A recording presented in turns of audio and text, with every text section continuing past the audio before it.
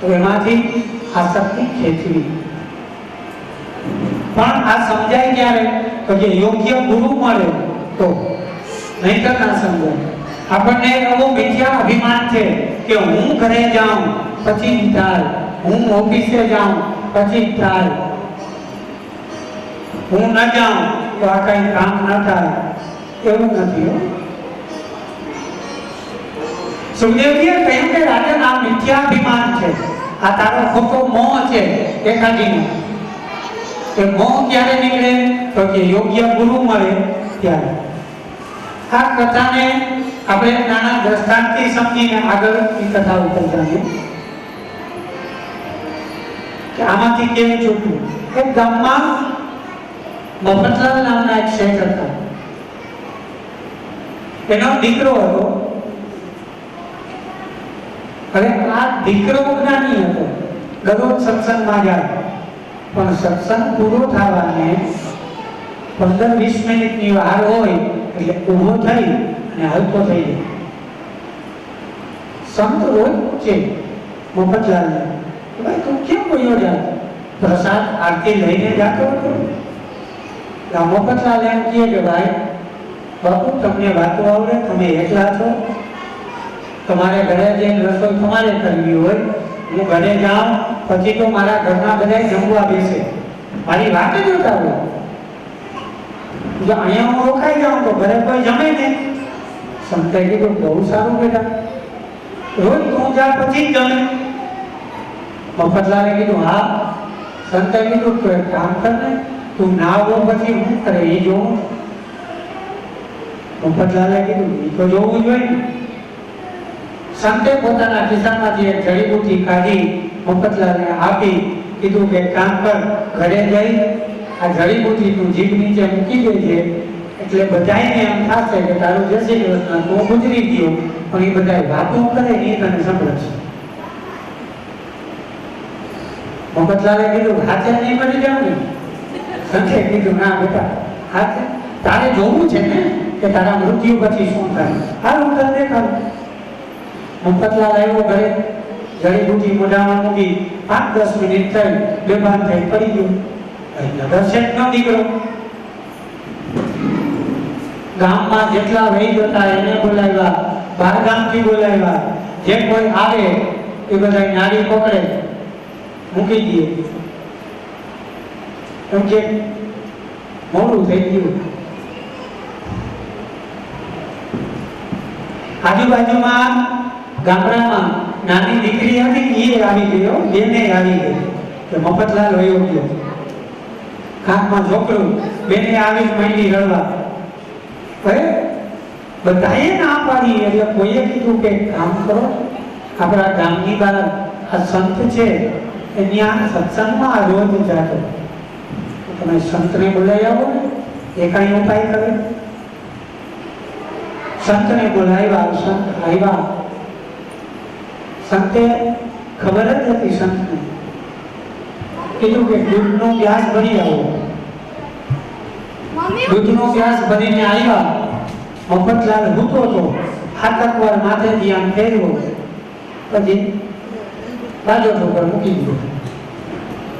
મફતલાલના બાપાએ કીધું સંત હવે શું કરવું? સંતે કીધું કે દૂધ પી જાઓ. મફતલાલના પિતાએ કીધું કે સંત દૂધ પી જાય પછી શું થાય? સંતે કીધું જે મફતલાલનું થયું એ તમારું થાય, આ દૂધ પી જાઓ. સંતે દૂધ રાખ્યું, શેઠને કીધું. શેઠે કીધું સંત કે કામ કરો, આ દૂધ પીવામાં મને કઈ વાંધો નથી, મારો એકનો એક દીકરો છે, પણ મને કઈ થઈ જાય તો આ ડોહીનું કોણ કરે?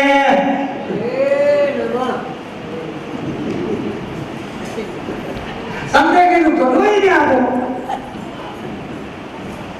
માજીને કીધું, માજીએ કીધું સંત હું પી જાઉં, કઈ વાંધો નથી, પણ આ વાતો કરે છે, આ મારી છોકરાની વહુ કોઈ આને રોટલા દિયર નથી, હું વહી જાઉં તો આ ગઈકાને કોણ ખવડાવે? અંદરો અંદર ઝઘડો કરવાનો. દૂધ કોઈ પીતો નથી. મફતલાલ આ બધું સાંભળે છે, સૂતો છું. સંતે ગ્લાસ ઉપાડ્યો, બેને વિચાર કર્યો હમણાં અમારી આગળ આવશે, કાંકમાં છોકરું હતું, જેટલો બનીને રડાવ્યો, ઓલો રોવા માંડ્યો ને એટલે છાનો રાખવાના બાને બેન બાર કાં ગ્લાસ આવે ની મોર આપણે નીકળી જાય. મફતલાલની ઘરવાળી ઊભી હતી. સંતે કીધું તારો તો આ માથાનો ચાંદલો હતો, હું બીજા. મફતલાલની ઘરવાળીએ કીધું હું હજી જુવાન છું, હવે આ 10 મફતલાલ મને જડી જાય કે આપણે હું નથી. કરવું શું? કોઈએ કીધું કે કામ કરો ને સંત, તમારે ક્યાં કોઈ વાત જોવે છે? તમારો શિષ્ય હતો, તમે જ આ દૂધ પી જાઓ ને. સંતે કીધું કે ભાઈ જો કલ્યાણ થતું હોય તો આ દૂધ પીવામાં મને શું વાંધો છે? દૂધ પી ગયા. આ મફતલાલના મોઢામાંથી એ જડીબુટી કાઢી મફતલાલને ભાન આવ્યું. એ જ સમયે મફતલાલ આ સંતની સાથે ચાલતા થયા. સંન્યાસ લઈ લીધો. સુખદેવજી મહારાજે કહ્યું કે રાજન, કાંઈક હેતુ છે તો આ બધું છે, હેતુ વગર કંઈ નથી. એકબીજામાં પરસ્પર કાંઈક ને કાંઈક હેતુથી આપણે રોકાયેલા છીએ, એટલે આપણને આ બધું વહાલું લાગે છે. સુખદેવજીએ કહ્યું કે રાજન, સર્વ ઇન્દ્રિયોનો તમે નિગ્રહ કરો, આધ્યાત્મિક શ્રી હરિની ધારણા કરો. 3 અધ્યાયોની કથા કરી લીધી. સુખદેવજીએ કહ્યું કે રાજન, એક કામ કર, મને તું મંગલાચરણ તો કરવા દે. કારણ કે આવ્યા તરત જ પ્રશ્ન થયો. 4થા અધ્યાયમાં સુખદેવજી મહારાજે મંગલાચરણ કર્યું. સુખદેવજી મહારાજ પ્રભુની પ્રાર્થના કરે છે. નમઃ પરસ્મૈ પુરુષાય ભૂયસે સદુર્ભવસ્થા નનિરોધનિરય ગૃહીત શક્તિ ત્રયતાય દેહિના ભંતર ભવા વિનુપલ ક્ષયાત્મવહે.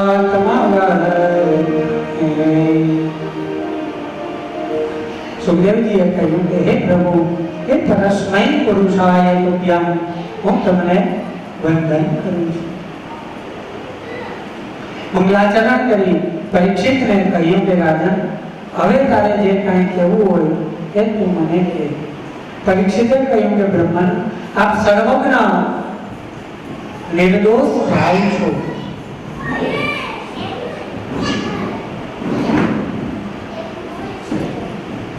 તો શરીરમાંથી મુક્તિ કેમ મેળવવી? આ શરીરનો દેહાભિમાન કેમ છૂટે એ મને કહો.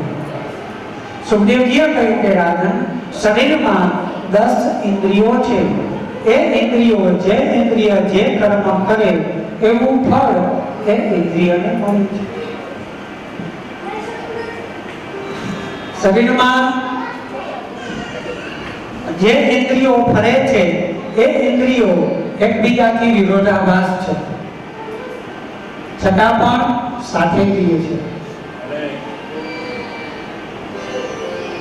તત્વથી મેં પહેલા જ કીધું કે દ્વિતીય સ્કંદ આખો તત્વનો છે. 10 ઇન્દ્રિયો છે એક જ શરીરમાં, છતાં પણ બધાને વિરોધાભાસ છે. કોઈને કાંઈ ગમતું નથી. કઈ રીતે?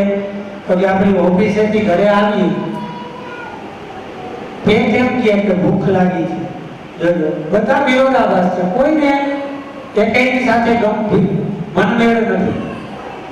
પેટ એમ કે ભૂખ લાગી છે, મારે ખાવું છે. ટીવી ચાલુ હોય, તમારા સરસ મજાનો કોઈ પ્રોગ્રામ આવતો હોય, પ્રોગ્રામ આપણને ગમતો હોય એટલે કાન તરત ત્યાં કે છે, કાન એમ કે છે પેલા અહીંયા જા, આ સાંભળ. પેટ એમ કે ભૂખ લાગી છે, કાન તરત ત્યાં લઈ જાય. આંખથી જોઈએ એટલે આંખને ગમે ને એટલે આંખ આપણે બંધ કરીએ, કંટાળો આવે જરાક સાંભળી લઈએ. આંખને ગમતું નથી એટલે આંખ બંધ કરે. ઘરમાં રસોઈ બની હોય, એની સુગંધ આવે એટલે જીભમાં તરત જ લાળ ઉત્પન્ન થાય, જમવાનું સ્વાદેન્દ્રિય ઉત્પન્ન થાય એ તરત એમ કે જમી લે, પેલા લઈ લે, કોઈને મેળ છે બધા વિરોધ, છતાં પણ એક જ પંચભૂત મહાભૂતમાં આ બધા સાથે રહે છે. સુખદેવજીએ કહ્યું કે રાજન, માણસનું ઘર પણ આવું જ છે. ઘરમાં કોઈનો એક મત હોય, ઘરના 5 વ્યક્તિ હોય તો 5 ના મત જુદા જુદા હોય, પણ એ 5 સમજી અને જો સાથે રહે તો એને ક્યારેય પણ તકલીફ થતી નથી. સુખદેવજીએ કહ્યું કે રાજન, જે ઇન્દ્રિય જેવું કર્મ કરે એવું ફળ એને મળે. સુખદેવજીએ કહ્યું કે રાજન, ઇન્દ્રિયોને ફળ કોણ આપે? તો જે ઈશ્વર. કોઈનો કઈ વાક ન હોય છતાં પણ એને ભોગવવું પડે છે. એક ભાઈ રસ્તા ઉપર ઇન્દ્રિયોને કઈ રીતે સજા મળે એ સમજીએ. એક ભાઈ રસ્તા ઉપર જતા હતા, કેરીનો બગીચો આવ્યો, ભાઈએ જોયું, સમજો, ધ્યાન દેજો તો જ આ કથા સમજાશે, ભયંકર તત્વ છે, દ્રષ્ટાંત સિવાય સમજાય નહીં. સુખદેવજીએ કહ્યું કે રાજન, જે ઇન્દ્રિય જેવું કર્મ કરે એવું ફળ એ ઇન્દ્રિયને મળે. મતલબ શરીરમાંથી જે અંગ પાપ કરે એ અંગને જ સજા મળે. આ ભાઈ જતા હતા, કેરીનો બગીચો આવ્યો એટલે આ ભાઈની નજર પડી, જોયું કે મેં જોયું આંખે જોયું પણ ત્યાં જઈ શકે નહીં. જો આ બધી કરુણતા છે, જે જોઈ શકે છે એ જઈ શકતું નથી. એટલે એને તરત જ પગની આજ્ઞા કરી કે ભાઈ મને ત્યાં લઈ જા. પગે ચાલી આ ભાઈ આંબાના ઝાડ સુધી પહોંચ્યો, પણ હવે જે જઈ શકે છે એ લઈ શકતું નથી. એટલે તરત જ એની હાથની આજ્ઞા કરી કે આ કેરી ઉતાર. હવે જે લઈ શકે છે એ ખાઈ શકતું નથી. હાથે લઈ લીધું, એનું કામ પૂરું થઈ ગયું, હાથે ખાઈ તો શકે. એટલે તરત જ એની મોઢાને આજ્ઞા કરી કે ભાઈ આ ખાઈ લે. અહીંયા પણ બધી તકલીફ છે, જે ખાઈ શકે છે એ નથી શકતું. કેરી ખાધી, મજા આવી. આ ભાઈ આખું વીંચીને કેરી ખાતો હતો, એમાં વાડીવાળો ભાઈ આવ્યો, હાથમાં લાકડી, તે લાકડીના ગાયના વાહામાં કર્યા. હવે અહીંયા વિચારવા જેવું હોય છે, વાહાનો હું વાત તો ક્યાંય વિચારો પિક્ચરમાં નતો. આંખે જોયું, પગ હાલી ગયા, હાથે લીધું, મોઢે ખાધું, પેટે રાખ્યું. લાકડી ક્યાં પડી? વાહામાં. આમાં મને કયો વાહાનો હોવા કારણ વગરનો પૂછાઈ ગયો ને. સુખદેવજીએ કહ્યું કે રાજન, એક કરોડરજ્જુ છે એ કોણ છે? તો કે સમાજની વચ્ચે જે અવા કર્મો કરતા હોય, પાપ કર્મ કરતા હોય, એની સાથે જે રહેતો હોય ને એ વગર વાતે પાછા થાય. માટે જે પાપ કરતો હોય ને એની સાથે ના રહેવું. આપણે ખબર ના હોય ને તોય આપણો વારો આવે.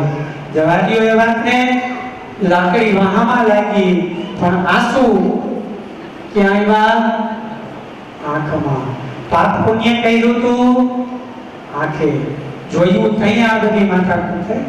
સુખદેવજીએ કહ્યું કે રાજન, જે ઇન્દ્રિય પાપ કરે છે એ ઇન્દ્રિયને એનું ભોગવવું પડે છે.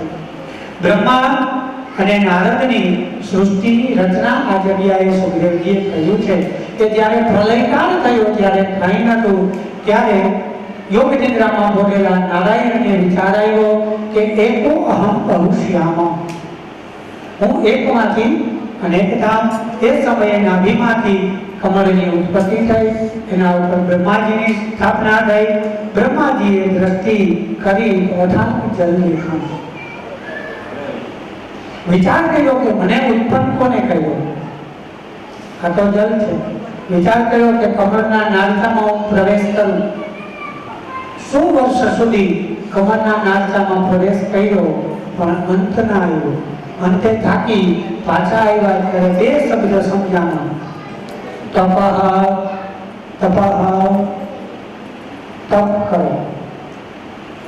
બ્રહ્માજીએ તપસ્યા કરી, નારાયણના દર્શન થયા. નારાયણે આજ્ઞા આપી કે તમે સૃષ્ટિની રચના કરો. ત્યાર પછી બ્રહ્માજીએ સૃષ્ટિની રચના કરી. આ પૃથ્વીના પિંડને બનાવ્યો, એમાં જુદા જુદા લોકો બનાવ્યા. નીચે 7 લોક બનાવ્યા, 7 લોક ઉપર બનાવ્યા. એમાં નીચેમાં અતલ, વિતલ, સુતલ, તલાતલ, રસાતલ, મહાતલ અને પાતાળ. ઉપર 7 લોક બનાવ્યા: ભુવલોક, ભુવલોક, સ્વલોક, મહાલોક, જનલોક, તપલોક અને સત્યલોક, કે જ્યાં પરમાત્મા નારાયણ નિવાસ કરે છે. વચ્ચેનો આ જે ખંડ બનાવ્યો, એ ખંડને બ્રહ્માજીએ બનાવ્યો મૃત્યુ ખંડ, કર્મભુવન બનાવ્યું. કે આ પૃથ્વી ઉપર જે અવતાર લે, જે કોઈ જન્મે, એને કર્મ કરવું પડે. બીજા જગ્યામાં કે બીજા લોકોમાં કર્મ પ્રધાનતા નથી. કર્મ પ્રધાનતા અહીંયા પૃથ્વી ઉપર જ છે. માટે એમ કહેવાય છે કે દેવતાઓનું પણ જ્યારે પુણ્ય ખૂટે, ત્યારે એને પુણ્ય એકત્રિત રૂપાંતરિત કરવા માટે પૃથ્વી લોક ઉપર મનુષ્ય અવતારને ધારણ કરીને આવવું પડે છે. હવે આ મૃત્યુલોકનો બ્રહ્માજીએ નિયમ બનાવ્યો કે જેનો જન્મ થાય એનું મૃત્યુ. આ રીતે બ્રહ્માજીએ સૃષ્ટિની રચના કરી. એ સૃષ્ટિની રચના કરવા માટે આની અંદર બ્રહ્માજીએ જુદા જુદા સરોવરો, જુદી જુદી નદીઓ બનાવી. 1 ખરીવાળા, 2 ખરીવાળા, 4 ખરીવાળા પશુઓ બનાવ્યા. ફળ લાગે એવા વૃક્ષો બનાવ્યા, ફળ વગરના વૃક્ષો બનાવ્યા, જંગલો બનાવી અને સૃષ્ટિને બ્રહ્માજીએ પૂર્ણતા કરી. અને એની અંદર વિરાટ પુરુષની વિભૂતિનું વર્ણન કરી અને પુરુષોક્તથી બ્રહ્માજીએ વિરાટ પુરુષની સ્તુતિ કરી છે. પુરુષોક્તથી સ્તુતિ કરી. ઓમ સહસ્રશીર્ષા પુરુષા સહસ્રપાદં સભો વિઘ્નો સર્વદત્તવા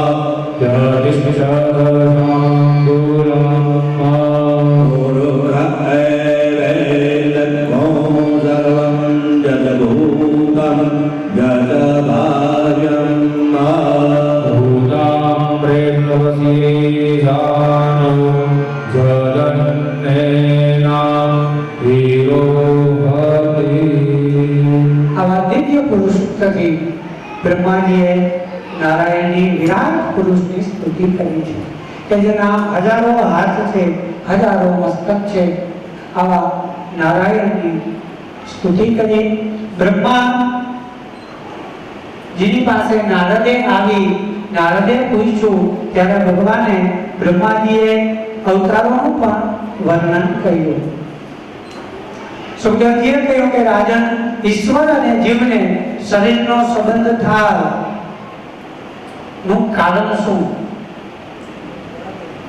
એ સમજાવવા માટે પરીક્ષિત મહારાજને સુખદેવજીએ કહ્યું કે રાજન, અત્ર સર્ગો વિસર્ગશ્ચ સ્થાનકો શરમોદયા મન્વંતરે શાંતતા નિરોધો નિરાશ્રયા.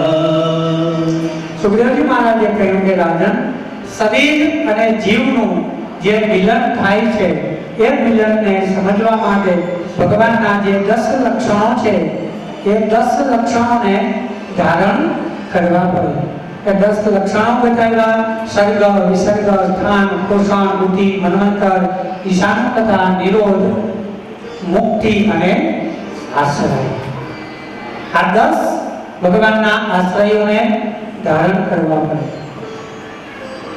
ત્યાર પછી ભગવાનની જે માયા છે એમાંથી મુક્ત થવા. માયામાંથી મુક્ત થવું હોય તો આ 10 લક્ષણોને પહેલા સિદ્ધ કરવા પડે. એ 10 લક્ષણો સિદ્ધ થાય ત્યાર પછી જ આપણને મુક્તિ તરફ જઈ શકીએ. અને એમાંથી માયા તત્વમાંથી આપણે મુક્ત થઈ શકીએ. જો શબ્દ બહુ સમજો, શબ્દ બહુ સારો છે, માયા.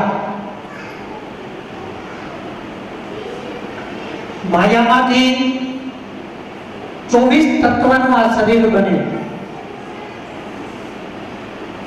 પંચમહાભૂત, 5 જ્ઞાનેન્દ્રિય, 5 કર્મેન્દ્રિય, એની તન્માત્રાઓ, 24 તત્વથી આપણું આખું આ શરીર બને. એ 24 તત્વને કંટ્રોલ કોણ કરે? તો કે પરમાત્મા. પરમાત્મા શબ્દ જ એવો છે કે એની ગણતરી કરો ને એટલે ટોટલ 24 જ થાય. આંકડાકીય એને રૂપાંતર કરી અને જુઓ એટલે ટોટલ 24 નો જ આવશે. પરમાત્મા, પહેલું અક્ષર પ, સંખ્યામાં લઈ લ્યો 5, બીજું પર, ર, સંખ્યામાં લ્યો 2, માં, સંખ્યામાં લ્યો 4.5, પછી વચમાં ક કરજો, સંખ્યામાં લ્યો 8, છેલ્લે પાછું માં, પાછા 4.5, સરવાળો કરજો એટલે 24 થશે. 24 તત્વથી બનેલું આ શરીરને પરમાત્મા જ ઉત્પન્ન કરે અને પરમાત્મા જ એનો લય કરે. અને એ પરમાત્માનો આશ્રય લઈએ તો જ આપણે માયામાંથી મુક્ત થઈ શકીએ. હવે આ માયામાંથી મુક્ત થવું હોય તો કઈ રીતે થવું? એમાંથી કોઈ પણ મુક્ત થઈ શકતું નથી. કારણ કે જે સમયે આપણી આર્ય સંસ્કૃતિનું પતન થયું, અંગ્રેજો આવ્યા, તો એક સરસ મજાનો શબ્દ આપણને હતા આપણી આગળ શબ્દકોશ. તો કે અત્યારે આમે બધું કરે છે આપણું છે એની આગળ ક્યાં છે? દાસાવાળાએ સંશોધન કરી આપણા ગ્રંથોમાંથી જ કરે, એની આગળ ક્યાં છે? પણ આપણી પાસેથી એક શબ્દ લઈ ગયા એમાં આપણે સુખી થઈ ગયા. કે આ ભગવાનની માયા છે ને, 2 અક્ષર છે, માં અને યા. માં અંગ્રેજોએ બીજા દેશના એ આક્રમણ કર્યું, એમાં આપણી આગળ બધું લૂંટી ગયા, ઘણું બધું લઈ ગયા.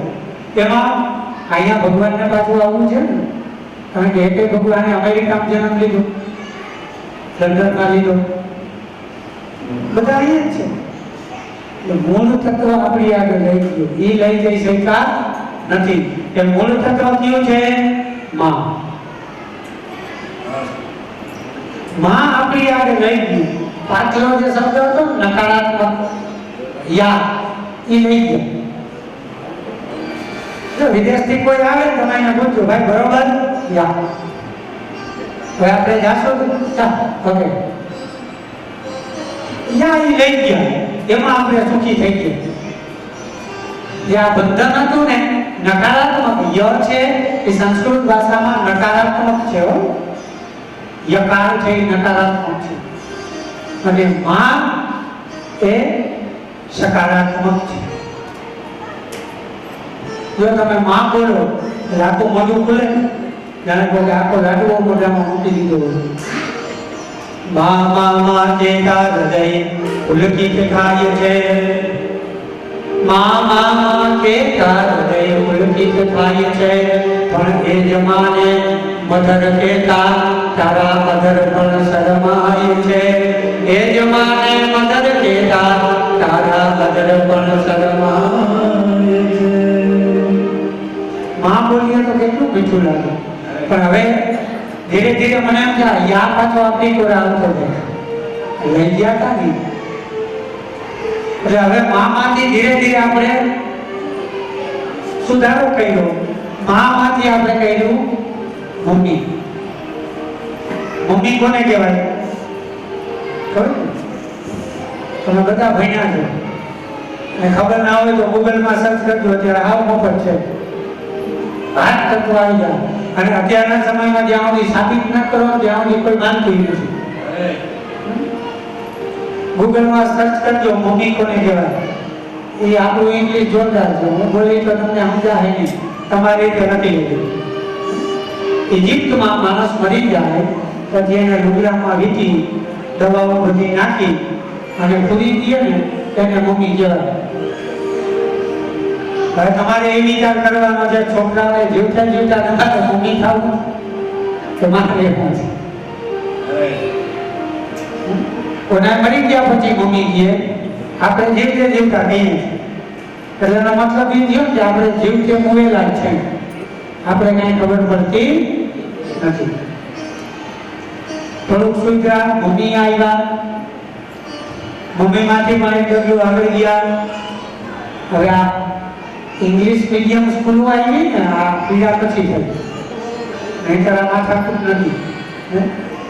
અને હું જોઉં છું ઘણી જગ્યાએ માને બિચારીને મારી વારી ઇંગ્લિશ ના આની ખબર ના પડતી હોય, છોકરો ઇંગ્લિશ મીડિયમમાં હોય, બોલો ઘરે આવીને એમ કે માં લેસન કરવું છે તો એ વળી પાડોમાં બે ભાઈઓને ગોતવા જાય કે લેસન થાય, તો માં ગુજરાતીમાં ભણાવને હું માંડું.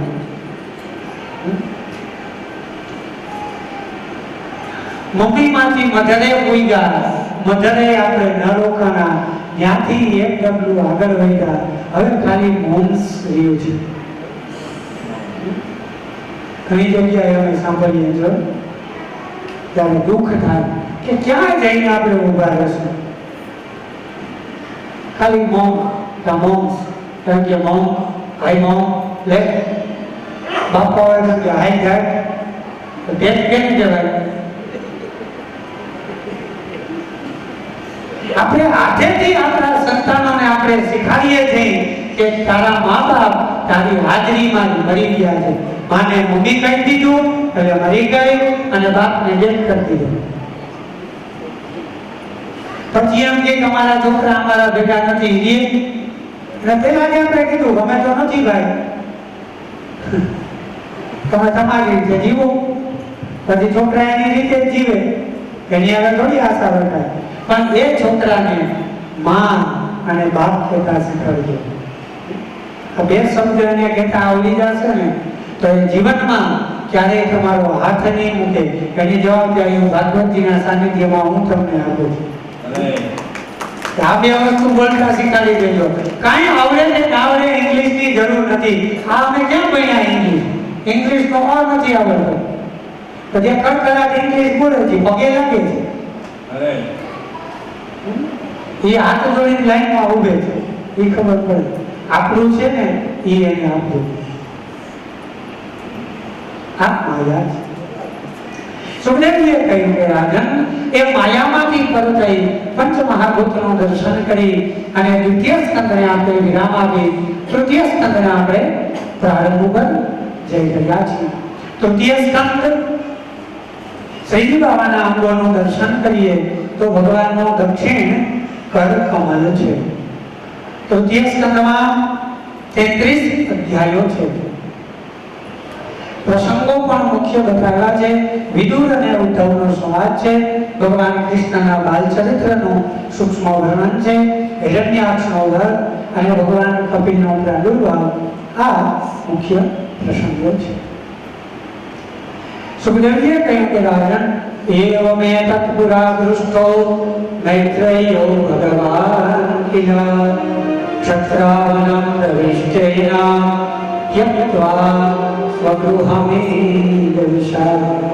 એક વખત યાત્રા ઉપર નીકળેલા વિદુરને ઉદ્ધવની સાથે સમાગમ થયું.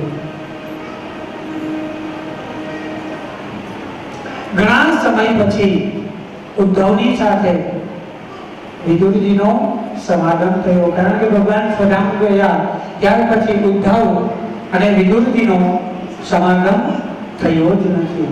બંને જણા મળ્યા, બંનેને આનંદ થયો.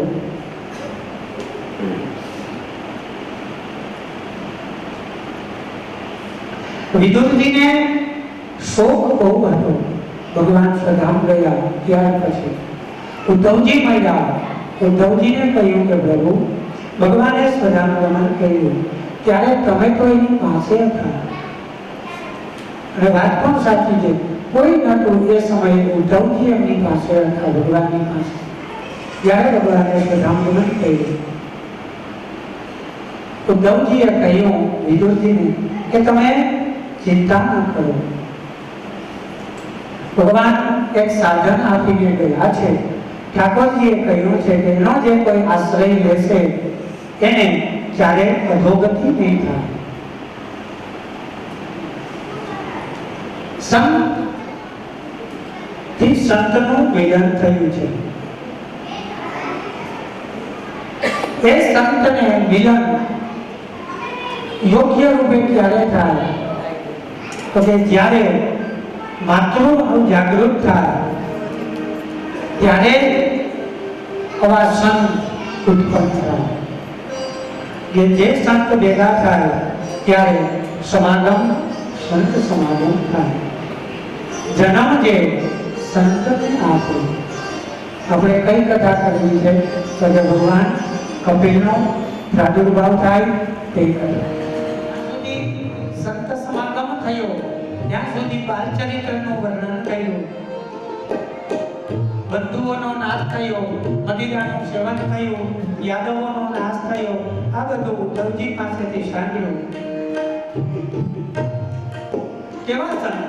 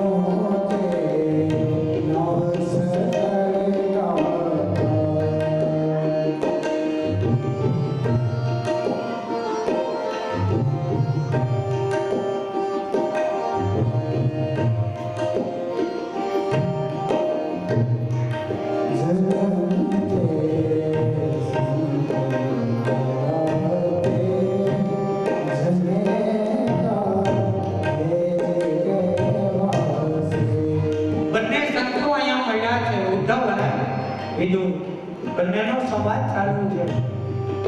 અહોમકીયં તનકાલ પૂજામ જીગાં સયાવા યમૈરાશ સાધવે લે વે ગતિમ રાત્રિ ચિત્તાં તયોન્યં કામવા દયાળ શરણં વ્રજેમા.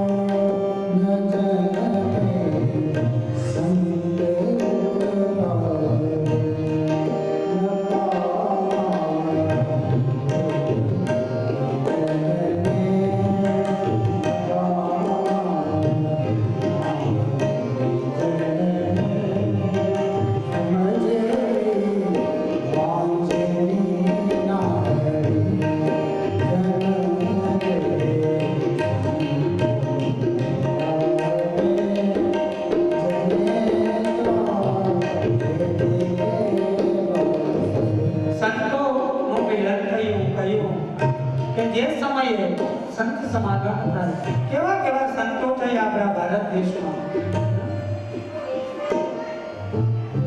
કે જેની પાસે સ્વયં ભગવાને આવવું પડે ભાગવા માટે, બીજું કોઈ આવી ન શકે. કરણ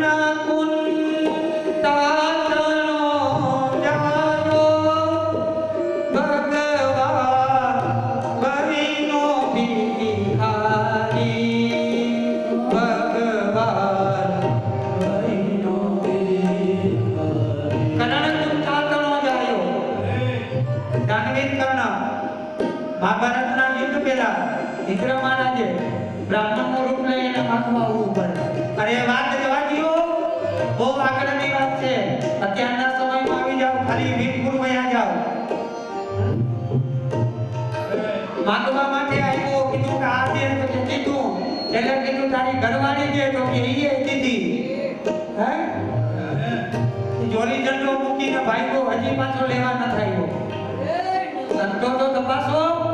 આ ભારતની ભૂમિ છે, સંતો અહીંયા જ થાય કે જ્યાં માગવા માટે સ્વયં ભગવાનને આપવું પડે. અને સંતોની પણ એ વિશેષતા છે કે એક વખત એની પાસે માગો અને ના આપી શકે એવો ભારતનો સંત ના હોય. ભારતના સંતની આ તાકાત છે કે જે માગો એ આપે. આ તાકાત એક ભારતના સંતમાં છે. એક વખત સ્વામી વિવેકાનંદ, વાંચો વિવેકાનંદને, યુવાનો માટેનો આદર્શ, યુરોપમાં ગયા, પ્રવચન આપ્યું, પ્રવચન પૂરું થયું, યુરોપિયન લેડી ત્યાં આવી, વિવેકાનંદની પાસે આવ્યા અને કીધું કે મેં એવું સાંભળ્યું છે કે ભારતના સંતમાં તાકાત છે, જે માગે એ આપે. વિવેકાનંદને કહ્યું કે વાત સાચી છે. આ યુરોપિયન સ્ત્રીએ કહ્યું હું માગું એ આપશો? બોલ, શું જોઈએ? આ યુરોપિયન સ્ત્રીએ કહ્યું કે તમે મારી સાથે લગ્ન કરો. પરમહંસની પાસે પ્રતિજ્ઞા છે કે હું આજીવન બ્રહ્મચર્યનું પાલન કરીશ. અહીંયા વચન અપાઈ ગયું તું માગી આપો. જોજો ભારતના સંતની તાકાત છે. વિવેકાનંદે પૂછ્યું કે મારી સાથે લગ્ન કરવાનું કારણ? આ સ્ત્રીએ જવાબ આપ્યો કે તમે જે બોલ્યા એ સાંભળી અને હું બહુ આનંદિત થઈ. મારો એવો વિચાર છે કે તમે મારી સાથે લગ્ન કરો, આપણા ગૃહસ્થાશ્રમ ચાલે અને આપણે ત્યાં દીકરો થાય અને દીકરો તમારા જેવો જ થાય. વિવેકાનંદે ગુરુનું સ્મરણ કરી અને કીધું બસ આટલી જ વાત? સાંભળ, આપણે બે લગ્ન કરીએ પછી આપણે ત્યાં દીકરો જ થાય અને દીકરો થાય ને એ મારા જેવો જ થાય એની ખાતરી શું? તારે મતલબ મારા જેવો દીકરો જ જોઈ છે ને? તો સાંભળ, આજથી તું મારી માં, હું તારો દીકરો. આ અત્યારે રે આગળ ક્યાં જવું? આ એક ભારતનો સંત જ કરી શકે. વિદુરજી અને ઉદ્ધવે ભગવાનના 12 સ્વરૂપનું પણ અહીંયા વર્ણન કર્યું. વિરાટની ઉત્પત્તિની પણ સ્તુતિ કરી છે. જલસાઈ ભગવાનની નાભીમાંથી બ્રહ્માની ઉત્પત્તિ, 10 પ્રકારની ઉત્પત્તિઓ બતાવી બ્રહ્માની માનસિક અને મૈથુનિક સૃષ્ટિનું વર્ણન કર્યું છે.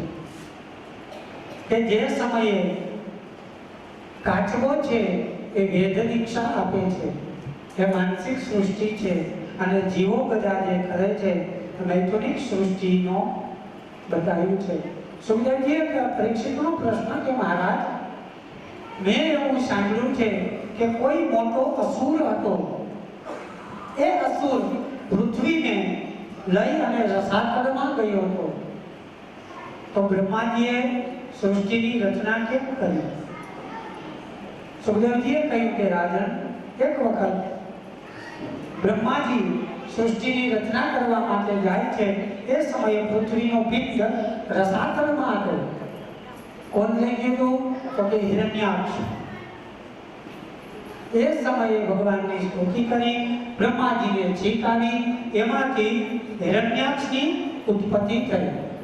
હિરણ્યાક્ષે ભયંકર વિકરાળ સ્વરૂપ લઈ આ પૃથ્વીના પિંડને પોતાના હાથેથી ઉપાડી રસાતળમાં જઈ અને ઓશિકાની જેમ રાખી અને સૂઈ ગઈ.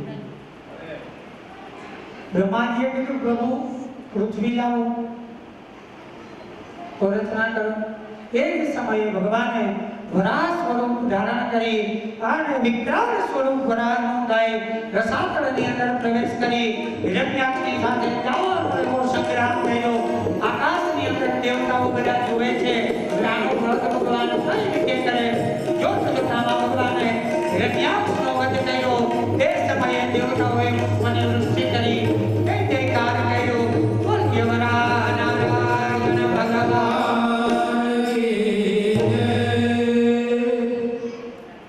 મોક્ષ કરી પૃથ્વીને પોતાના દાંત ઉપર રાખી અને આપી. કહ્યું બ્રહ્માજીને કીધું લીડો સૃષ્ટિ હવે રચના કરો. પણ પરીક્ષિત મહારાજનો પ્રશ્ન કે મહારાજ આ હિરણ્યાક્ષ કોણ હતો? તેનો ઉદ્ધાર કરવા માટે ભગવાને આવું કર્યું. સુખદેવજીએ કહ્યું કે રાજન, વૈકુંઠમાં એ જય અને વિજય ભગવાનના બે પાર્ષદો હતા, દ્વારપાલો હતા. એક વખત 4 સનત કુમારો ભગવાનના દર્શન કરવા માટે ગયા તો દ્વાર ઉપર સનત કુમારોને જય અને વિજયે રોક્યા. એ સમયે સનત કુમારોને ક્રોધ આવ્યો અને શ્રાપ આપ્યો કે તમે તમારા સ્થાનથી ભ્રષ્ટ થઈ જાઓ. ભગવાને આવી બે હાથ જોડી સનત કુમારોની સ્તુતિ કરી. સનત કુમારોએ આશીર્વાદ આપ્યા કે જો મિત્ર ભાવથી તમને ભજશે તો 7 જન્મે પાછું એનું પદ મળશે, પણ જો શત્રુ ભાવથી ભજશે તો 3 જન્મમાં એના પદને ધારણ કરશે. એમાંનો પહેલો અવતાર હિરણ્યાક્ષ અને હિરણ્યકશિપુ. માટે ભગવાને એનો ઉદ્ધાર કર્યો. સુખદેવજી મહારાજે કહ્યું કે રાજન, આ બાજુ સૃષ્ટિની રચનાને આગળ વધારવી હતી, એના માટે કર્દમ ઋષિ અને મનુ મહારાજનું મિલન થયું. મનુ ભગવાને વિચાર કર્યો કે મારી દીકરી મારે કર્દમને આપવી છે, તો કઈ રીતે હું એને મારી દીકરી આપું? એક વખત મનુ ભગવાન પોતાની પુત્રી દેવહૂતિને લઈ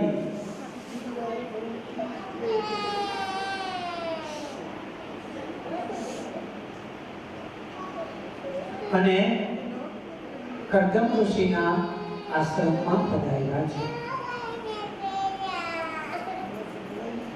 કર્દમ ઋષિએ જોયું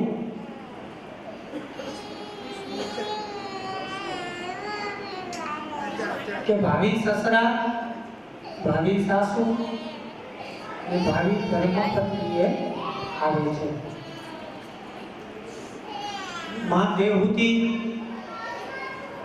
એમની સાથે છે.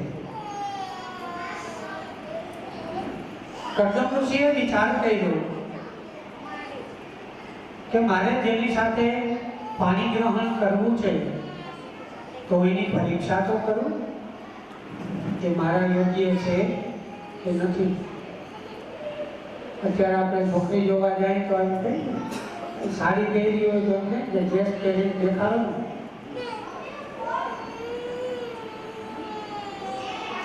પછી એમ કે બે છોકરા છોકરીને કહો ને વાતો કરી ઉપાડી નહીં. પહેલેથી આવ્યું આવે તો અત્યારથી નથી, પણ થોડો ફેર કર્યો છે. આ ફેર કર્યો ને એમાં આપણે દુઃખી થઈ ગયા. ત્યારે મા બાપ જોતા, છોકરા છોકરીને ખબર ન પડતી ને ગ્રહસ્થાશ્રમ શાંતિથી હાલતો. અત્યારે હવે બે ભેગા રહીને નક્કી કરે તો 3જે વર્ષે સામે આવી જાવ. ઓચિંતાના આપણા ઘરે પહોંચી જાય ને તો ત્યાં ભેગું રહેવું કોઈ ગમતું નથી. બાજી બે નોખા થાય, પછી ઘરે આખો દી મહાભારત ચાલતું હોય, એમાં ઓચિંતાના આપણે એના ઘરે પહોંચી જાય અને કાંઈક અવાજ આવે ને પાટલાનો કે વેણાનો, આપણે પૂછીએ કે ભાઈ શું કરો છો? તો કાઢતા કે બસ નિજાનંદ કરીએ ભાઈ. 2 જણા એટલા હતા, નિજાનંદ કરીએ બસ આમ ટાઈમ પાસ કરીએ. નિજાનંદ એટલે શું ખબર? બેન રસોડામાં ઊભી હોય, ભાઈ દરવાજે ઊભો હોય, 2 જણાનો ઝઘડો હાલતો હોય, બેનમાંથી પાટલાનો કે ગ્લાસનો ઘા કરે, ભાઈને લાગે તો બેન રાજી થાય ને કે આપણું નિશાન કેમ એક ઘામાં ટાળી લીધો. ભાઈ છટકી જાય તો ભાઈને આનંદ થાય કે હાય બચાવો. ટૂંકમાં 2માંથી એકને આનંદ આવે એનું નામ નિજાનંદ. પછી એમ કે બસ આવો નિજાનંદ કરતા હું, આવો નિજાનંદ ના કરતા હું. કર્દમ ઋષિએ વિચાર્યું આવે છે. મનુ મહારાજ દેવહૂતિ આશ્રમમાં પધાર્યા.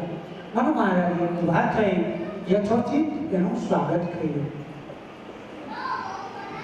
પરીક્ષા લેવી હતી. પરીક્ષા કઈ રીતે લીધી? તો જે આશ્રમની અંદર 3 આસન થાય છે. કોનીએ? કરદમ ઋષિએ. કરદમ ઋષિએ વિચાર કર્યો કે જો જ્ઞાની હશે તો સમજી જશે, જ્ઞાની નહીં હોય તો નહીં સમજે. મનુ મહારાજ આવ્યા, આસન ઉપર બેસી ગયા, શત્રુપા બેસી ગયા. માં દેહૂતિ આવી અને જોયું, તરત જ દેહૂતિ સમજી ગયા કે આ મારા ભાવિ પતિ છે, આની સેવા મારાથી ન લેવાય, એ આસન પાત્રે તો મારાથી ન બેસાય. પણ અત્યારે તો આતિથ્ય છે, અત્યારે તો હું અતિથિ થઈને આવી છું, આસન ગ્રહણ કરવું પડે. જો આસન ગ્રહણ ન કરે તો આતિથ્ય મર્યાદાનું ઉલ્લંઘન થાય. તરત જ નારાયણનું સ્મરણ કરી માં દેહૂતિએ જમણો હાથ આસન ઉપર રાખ્યો અને પોતે બાજુમાં નીચે બેસી ગયા. આ જોયું કરદમ ઋષિ સમજી ગયા કે આની સાથે આપણે લગ્ન કરવામાં કાંઈ વાંધો નથી. મનુ મહારાજે પ્રસ્તાવ મૂક્યો, પણ કરદમ ઋષિએ કીધું કે હું લગ્ન કરું, એક શરત છે. કહ્યું શું? લગ્ન કરી અને હું સીધો સંન્યાસ લઈ લઈશ, સમાધિમાં બેસી જઈશ. તો સમાધિ કેટલા વર્ષે ખુલે એ કઈ ખબર નથી. લગ્ન કરી અને સીધો હું સમાધિ ગ્રહણ કરી લઈશ. તમારી દીકરીને પૂછી લો. દેવહૂતિને પૂછ્યું, દેવહૂતિએ અનુમતિ આપી. ધન્યવાદ દેવો જોઈએ ને કે લગ્ન થાય એ પહેલા જ શરત આવી કે 4 ફેરા ભરીને હું સીધો સમાધિ લઈ લઈશ. કોઈ માં દેવહૂતિએ હા પાડી. આપણે રવિવારે એક જ દિવસ ઘરે હોય છે, ઊંઘા લેજો જી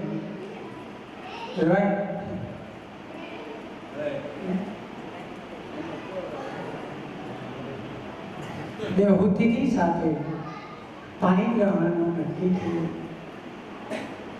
કરદમ ઋષિએ પોતાની દીકરી દેવહૂતિ એક કરદમને આપી, મૈત્રેયને અનસૂયા આપી, અંગિરાને શ્રદ્ધા, પુલત્સ્ય, અવિર્ભૂત આ બધી દીકરીઓના લગ્ન થયા.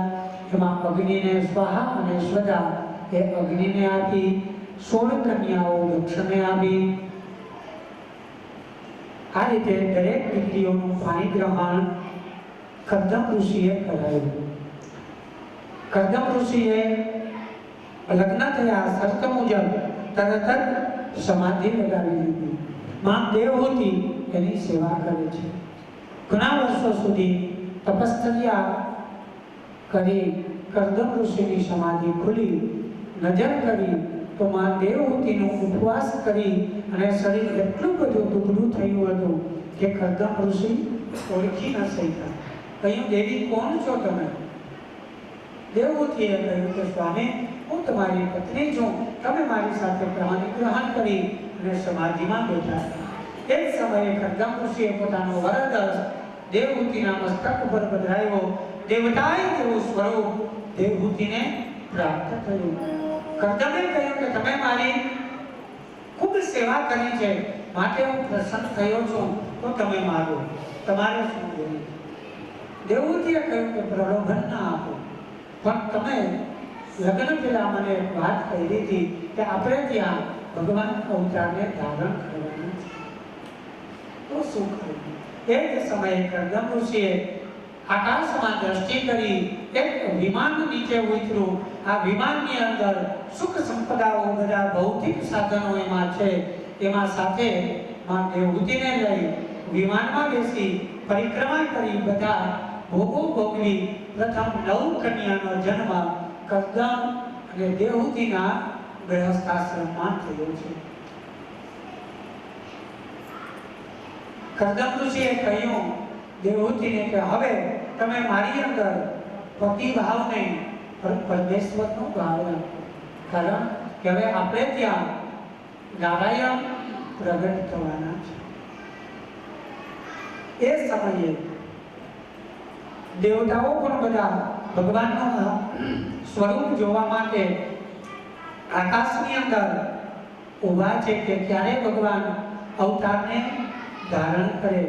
કરદમ અને દેવહૂતિના આશ્રમમાં વિમાનમાંથી ઉતરી અને હવે કરદમ ઋષિ અને મા દેવહૂતિ આશ્રમમાં નિવાસ કરે છે. દિવસે દિવસે મા દેવહૂતિનું તેજ વધવા લાગ્યું. આકાશની અંદર દેવતાઓ બધા પુષ્પ લઈને ઊભા છે. એ સમયે યોગ્ય મુહૂર્ત, યોગ્ય નક્ષત્ર, યોગ્ય સમય આવ્યો. એ સમયે શાંત થયેલા બ્રાહ્મણોના અગ્નિ બળબડાટ કરતા પ્રજ્વલિત થવા લાગ્યા. દિશાઓ બધી સુગંધિત બની છે. મસ્ત સુગંધિત પવન વહેવા લાગ્યો. આકાશની અંદર દેવતાઓ બધા પુષ્પ લઈને ઊભા છે. એ સમયે મા દેવહૂતિના અંધકારને દૂર કરવા માટે કરદમ ઋષિના આશ્રમમાં પ્રાકૃત એવું સ્વરૂપ લઈ અને ભગવાનનું પ્રાગટ્ય થયું. એ સમયે આકાશમાંથી દેવતાઓએ પુષ્પની વૃષ્ટિ કરી અને જય જયકાર